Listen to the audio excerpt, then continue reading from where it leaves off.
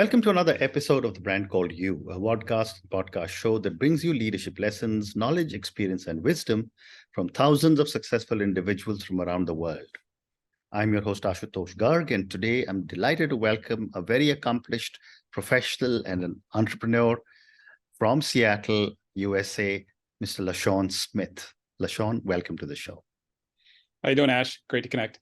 Thank you. LaSean is a media and technology executive responsible for some of the largest consumer tech products in the world. He's an entrepreneur, an author, an investor with expertise in engineering, marketing, and software product management, and he's a solopreneur.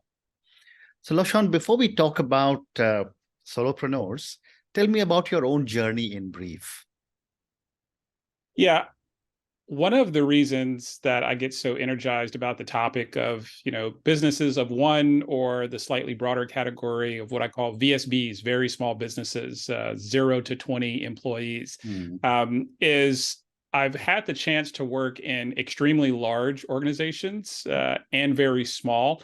And there's a great set of frameworks and lessons that I've learned from these larger corporations where I've always been interested in finding the ways to kind of make them more accessible to people who maybe aren't as well funded or are just designing their life with a bit more intention. And so I started as a software developer, moved into user experience design, and then after business school, mostly product management and product strategy roles. And so that kind of gave me kind of the balance in the software space where I've spent the bulk of my career to kind of think about kind of the core roles on how to build things and how to build them quickly. And so, I've been fortunate to kind of hit some different inflection points, kind of the first web cycle, Web 2.0, the cloud, mobile. We're now, I think, at the precipice of a kind of another lever here. AI, I think, as with some of these others, the words and the terms that we use today, they may not be the words that stick. I remember back in the early days of the web, it was everything or enter everything. And, we had all these kind of odd things. And now, if you say, kind of the digital web, like it's just kind of a misnomer. It's like wet water. So I've been fortunate to kind of see these various shifts, and time and time again, there's just kind of a pattern that emerges on the cycles for some of these enabling technologies. And the biggest pattern that I've seen and why I'm so excited is the cost to start and operate a successful business continues to contract on kind of the employee size. And for certain problems that we want to tackle in the world, they are going to be, very people intensive, capital intensive, and those, are going to be a path that I hope many people follow to solve some of our biggest challenges. But there's also this other path, and I'm here to kind of sound the alarm, kind of yell through my megaphone that, there is this other path. And really, I believe it's something that is, back in the day, maybe you'd be a bit stressed out because you'd be juggling all these things on sales and on delivery and on, and increasingly you can do more without being stressed out. And so I'm just really passionate about that mission and kind of pulling from my various experiences from, being a business of one all the way up to, working in companies where, there was over 1 million. Like I worked at a company that had over 1 million employees. I mean, that's a massive system. And learning from all of those company sizes has been a great fortune. And I've been trying to share what I've learned with others. How amazing. So LaSean, let's now talk about solopreneur. Tell me, how do you define a solopreneur and why did you make the move from the big corporate world to being on your own? Yeah, so the reason I first like to separate, and I don't know if we as an industry even have the best word. I interchangeably use business of one and solopreneur, but when I started to talk to other people who I thought were solopreneurs, you have, drinks or have dinner with someone, and they say, no, I'm self-employed, or I'm a contractor, or I'm a freelancer, or, some other label that from a tax standpoint, it might be very similar to how they make money. But I found that they actually didn't like the connotation that they were under this pressure to grow, or under this pressure to kind of create something new. And so I kind of leaned and embraced the label because I do believe there's a way to kind of generate free cash flow and stay happy. And that engine and that relationship between those two with very small businesses is really the anchor. And so I made the decision that I was going to start investing in companies full time. And as I looked at the support structure that I needed around me, a lot of what I needed was either fractional talent or other vendors that I could hire. And I said, all right, this is going to be a fantastic experiment to go determine how much of these resources I can pull together through partnerships and fractional contractors. And I thought, that would be short-lived. And increasingly, it continues to prove out that, I think we're at a point in technology, a point in society where, again, this is a real option.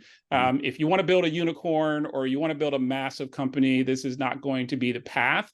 But, you can make many more times, I believe, your current income working for yourself, because I believe most of us have a unique talent stack. And if we build and foster the right relationships, the world knows what we're capable of. And you have that balance of sales and delivery, whatever someone's willing to pay you in a day job, they will likely, the world will likely pay you more if you start to, kind of find your real value levers. Wonderful. Thank you. Great response. And LaSean, based on your own experience as a solopreneur and having interacted with so many more, what are some of the common challenges a lot of solopreneurs face when they're trying to achieve financial independence? Yeah, so I mean, two things there. One, well, I'll preface this with, I come from a privileged position, and I try to, not let survivor bias, kind of bleed into these types of questions, because, I showed up as, a developer riding the wave of technology, working for big tech. Yep. And so almost any of us who showed up at that time made really great money. We got these amazing stock grants. Like, you had to be almost like, bad at your job not to become wealthy. And so I try not to pretend like, well, I did it, you can do it too. I understand I got lucky. Yes. And there's a timing element to all of that. But kind of back to your question, once someone does take that leap, as I said before, I really believe that we all have a unique talent stack, and that's going to be our knowledge, our skills, our experience, our values, our interests. And when you combine all that together, that is going to be what makes you valuable. But then you have to get to work.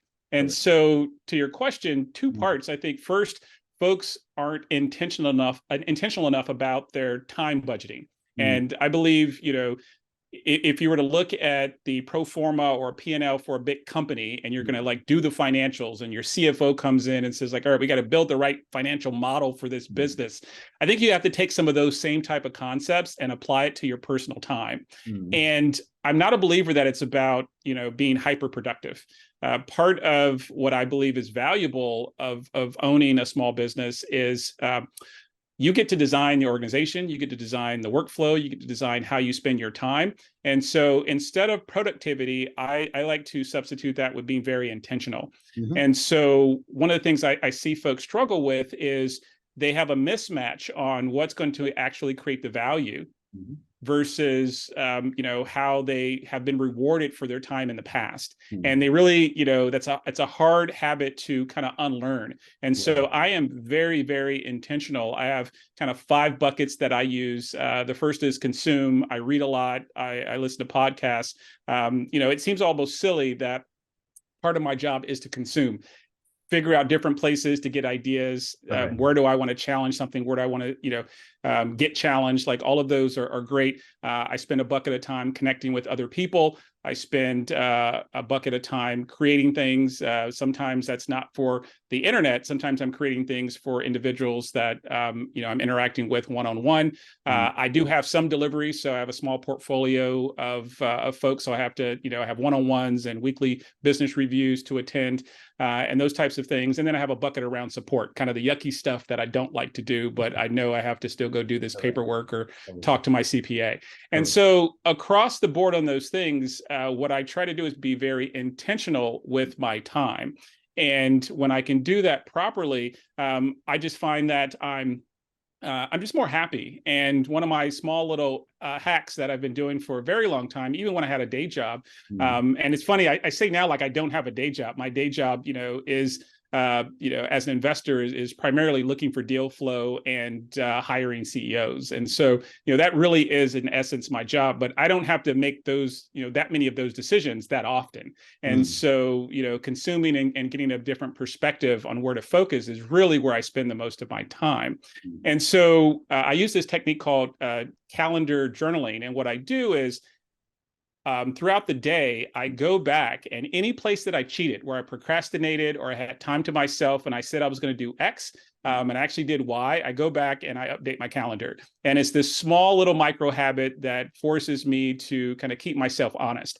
And the reason I like it is it's not a productivity tool. It's an intentionality tool. And what I get out of it, like, even if I want to go watch Netflix or do something fun, it still goes in the calendar. And that to me is what's really important about, intentionality. And so I think folks who are making a shift or a transition from, maybe being an individual contributor, a manager, an executive, some other role as an employee, moving to become a solopreneur, I think number one, you just really have to figure out how to manage your time. And then quickly, the second piece is you have to have a social support structure.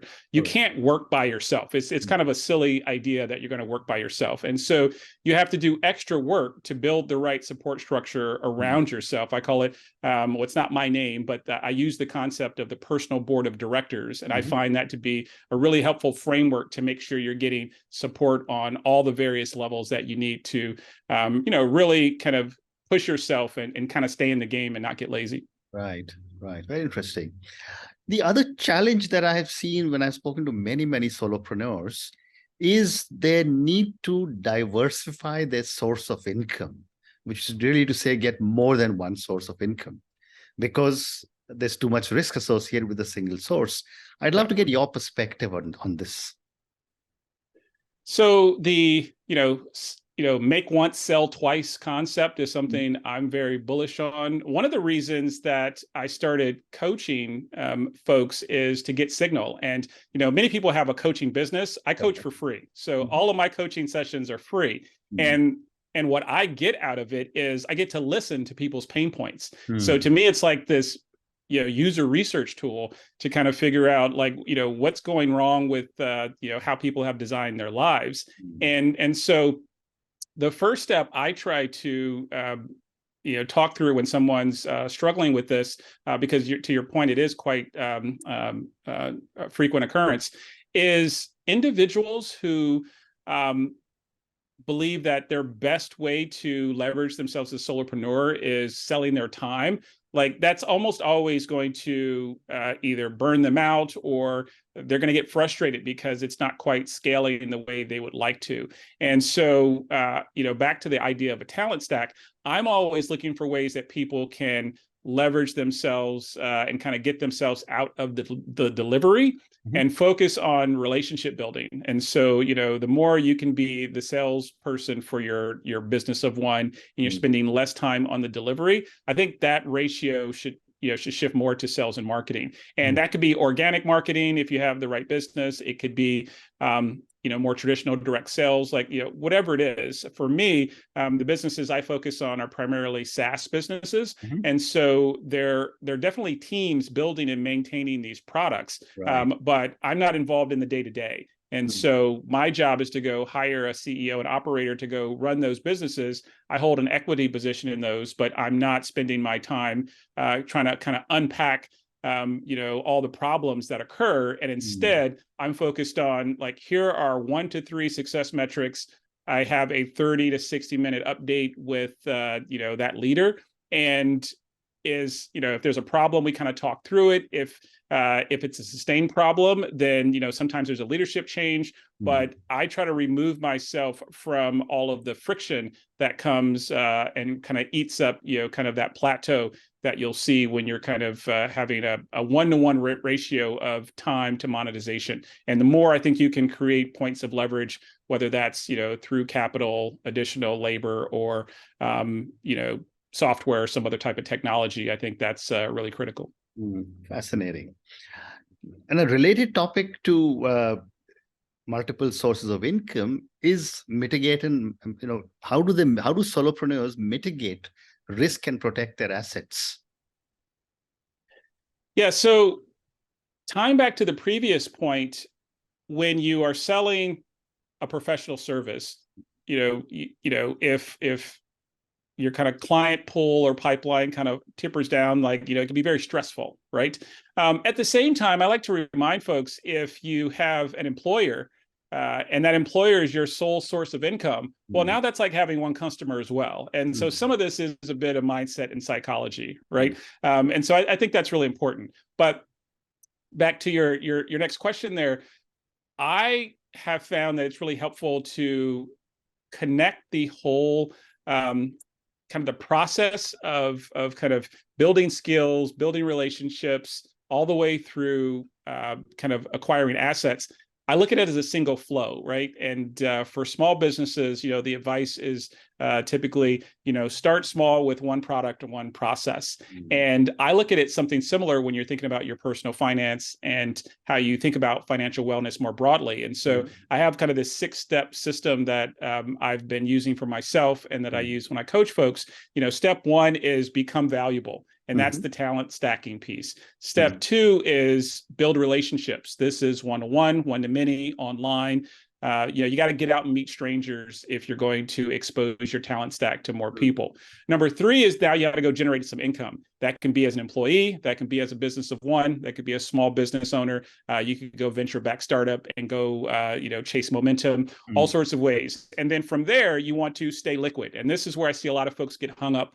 They start making more money than they had in the past, and they let their lifestyle kind of eat up all those other earnings. And so staying liquid, growing the gap, doing the basics of staying out of debt and all of those obvious things. It's like eating right and exercising. We know the rule book, but we got to find the discipline to do it. Number 5 is then to buy assets. And for me, I don't keep it complicated. I used to have a really fantastic financial advisor, and while he was great, everything was just too sophisticated. I was spending too much, not of my calendar time, but like my mental time, thinking about these assets that I really didn't have much control over. And so while obviously not advice to others, what I've decided to do is keep it very simple. I have positions in companies that I own, so private equity stakes. And I still have, I still do a little bit of angel investing, other types of things, but broadly, these are all private equity positions. I have just here in the US, ETFs and indexes. So I stopped buying individual stocks, trying to outsmart everyone. And then I have a portfolio of managed real estate. And so the flow is to kind of generate that income, stay liquid, take that liquidity, and then acquire, revenue generating assets. And then the last step that I think is the whole point of this is, I call it stay free. And there, once you've gone through that flow, you can decide to, go chill on a beach if you like that's a fine thing. You can decide to give back, charities, philanthropies, volunteerism. You can decide to redistribute your time. So maybe you want to spend more time with your friends or your family. You want to get your health in better order. Or number 4, you can start a business with infinite runway. And you're not worried about running out of cash, or you can demand terms that are going to be more favorable from your LPs and other supporters. And so to your question, I think when we look at it holistically, it's a lot easier to manage versus, having these things all compartmentalized. Fascinating. Sean, you have also spoken about the word intentional a couple of times, about how you seem to have brought in a lot of discipline into your life, including what you just told me of calendarized every single activity, including watching Netflix. My question is, how important is a mindset shift for a solopreneur who's aiming to accelerate their journey towards financial independence? Yeah, so mindset is everything, I believe, in kind of your professional world in general, and in many places in your personal life. I'm less of an expert there, so I won't tip to that area.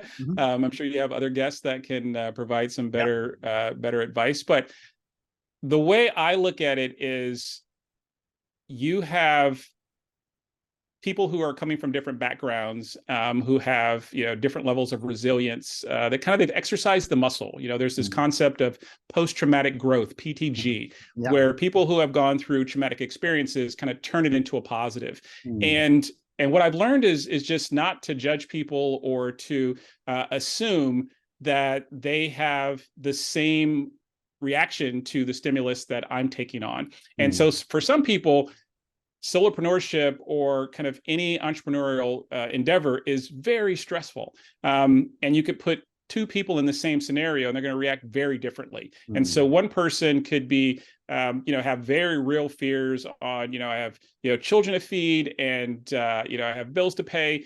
And the next person may say those same words, but really what they're saying is, there is a lifestyle that I'm trying to preserve. Their children are in no fear of safety or true discomfort. But yes, the house cleaner maybe has to go. The expensive groceries and restaurants has to go. You know, and so you could take two people who are using the same words and they're describing very, very different scenarios. And so the ability to not only have the right mindset, but when talking to others, level set and make sure we're not using the same words to mean different things is very important. But back to your question, your ability to really change and shift your behavior, I believe it's everything. And if you're someone who really needs a lot of external validation or you need external signal, you're someone who gets very anxious with the unknown, the early stages of this type of journey can be very scary.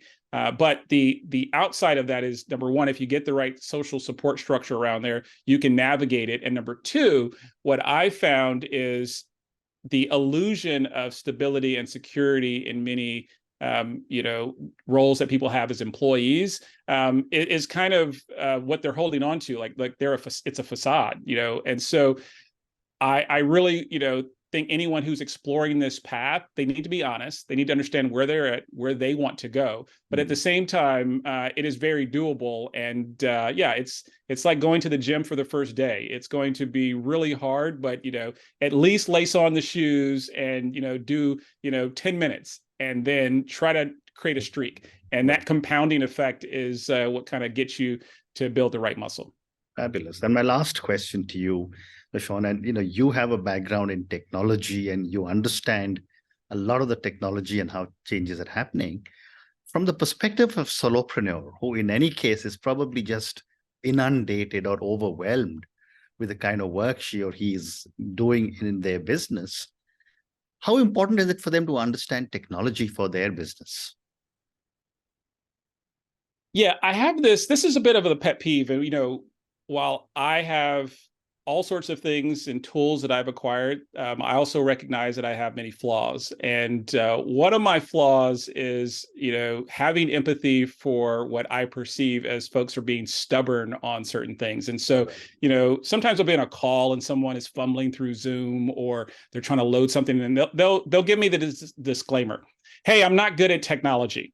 Now, using Zoom is not technology. This is like, you know, that's like using your faucet, right? And so I want, you know, try to get people to use better language. But I have to work on this because I look at the reaction for things like ChatGPT, and the world is having this moment where we don't know exactly where it's going to head, but the simplicity of having, you know, effectively this API that anyone can interact with using natural language is kind of opening people's eyes on the leverage that you can create with technology. And for anybody who's a professional coder, it's like, duh, like we've had this tool for decades, right? And so I don't look at it, you know, and I don't say that in a demeaning way. I just say it as, I don't look at this latest wave as like, oh my goodness, like look at how things are changing. It's like, it's just the next wave, but it's going to be more democratized and accessible. And so if you are running a small business, I do believe that it is one of the levers that are going to help you be less stressed, work fewer hours, find more happiness, because you're going to be able to outsource many more parts of the yucky pieces of your job to, you know, kind of your AI workforce. And I actually don't think AI is the real lever here. I believe that, you know, products that have been around for years and years, like Power Automate or Zapier, that are really around process automation and letting computers talk to each other. That's really the glue to all of this. We now just have this extra capability of reasoning with some of these AI capabilities, and they're not perfect. They hallucinate. There's all sorts of issues, but we're at I would call this maybe the iPhone 4 moment. It is the point where the iPhone got good enough where you're like, oh, this is not a flash in the pan. This is going to go somewhere. But if you go look at that phone today, it's almost laughable. And so the technology has a long way to go. But I believe if you embrace it and you put in the work, it's going to be different for everyone. But I would argue, if you really went and learned these tools, spent 6 months over you spent a Saturday every Saturday for 6 months and really learned these things, you would save yourself from many of the hires you would have to go do, yucky jobs you don't want to do, like all sorts of things you'd be able to outsource to a 24/7 workforce. And that to me is an extremely empowering new capability that we all have. And so I look at it not as like, oh my goodness, the robots are coming. I look at it as now we have this superpower that we all can have if we do just a little bit of training. Well said, well said. And on that note, LaSean, and your 6 amazing tips: be valuable, build relationships, generate income, stay liquid, buy assets, and stay free. This is probably a 101 for not just solopreneurs, but every human being in the world. I mean, these are such powerful 6 tips. Thank you so much for speaking to me about your journey. Thank you for speaking to me about solopreneurs at such length. I mean, I think I learned so many new things from you today about solopreneurs. Thank you again, and good luck to you. Great conversation, Ash. Take care. Thank you. Thank you for listening to the Brand Called You videocast and podcast, a platform that brings you knowledge, experience, and wisdom of hundreds of successful individuals from around the world. Do visit our website, www.tbcy.in, to watch and listen to the stories of many more individuals. You can also follow us on YouTube, Facebook, Instagram, and Twitter. Just search for the Brand Called You.